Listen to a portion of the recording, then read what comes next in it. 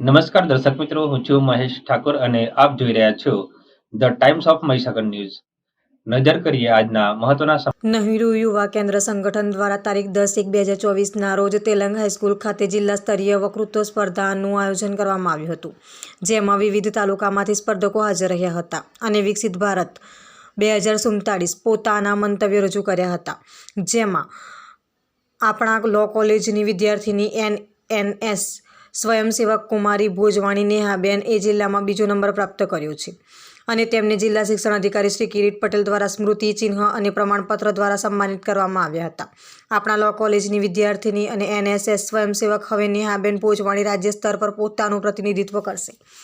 લો college Godhra તેમને અભિનંદન આપતા હર્ષની લાગણી અનુભવે છે અને નેહાબેન રાજ્ય સ્તર પર પણ નંબર લાવે અને આપણી કોલેજનું નામ આગળ વધાવે એવી શુભેચ્છાઓ સમસ્ત લો કોલેજ પાઠવે છે. આપના વિસ્તારના પડે સમાચાર જોવા માટે અમારી channel the Times of Mahisagar ન્યૂઝને લાઇક, શેર અને સબસ્ક્રાઇબ કરો.